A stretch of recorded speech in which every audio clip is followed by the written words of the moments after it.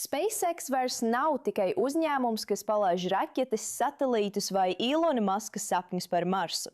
Tagad tas ir viens no karstākajiem bēdiem Wallstreetā. SpaceX šī mēneša sākumā debitēja publiskajā tirgū ar rekordlielu sasniegumu, jau piesaistot vairāk nekā 85 miljardus dolāru. Tas padara to par vienu no lielākajiem IPO stāstiem vēsturē, uzreiz ierindojot SpaceX vienā līmenī ar dažiem no pasaules vērtīgākajiem tehnoloģiju gigantiem. Bet kāpēc tieši investori ir tik sajūsmināti? Tas nav tikai par raķetēm. Patiesībā tas ir par satelītiem. Starlink to ir tas, ko kredītreitingu aģentūras patiesībā uzskata par galveno naudas plūsmas avotu.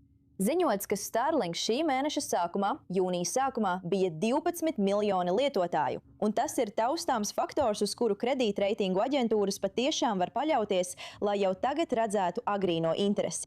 Arī Wallstreet jau dod savu apstiprinājumu. Tikai dažas dienas pēc akciju sākotnējā publiskā piedāvājuma SpaceX saņēma investīciju līmeņa kredītreitingus no Moody's, Fitch un SP Global. Tas ir liels notikums. Tas var padarīt aizņemšanos lētāku, jo uzņēmums finansē savu nākamo attīstības posmu no zvaigžņu kuģiem līdz mākslīgā intelekta infrastruktūrai. Taču ne viss ir tik pozitīvi. Tas jau tagad ir ļoti dārgi un saistīts ar lieliem riskiem. Akciju vērtības strauji kritās no rekordaugstā līmeņa, noslēdzoties apmēram $185 apmērā, salīdzinot ar maksimumu $225. Galvenie riski šobrīd. SpaceX tērē lielas summas. Kredītreitingu aģentūras norāda uz lielām kapitāla vajadzībām un negatīvu brīvo naudas plūsmu. Un fakts, ka tik liela daļa uzņēmuma nākotnes patiesībā ir atkarīga tieši no Elona Maska paša. Tātad investori nepērk tikai uzņēmumu, viņi iegulda arī viņa vīzijā.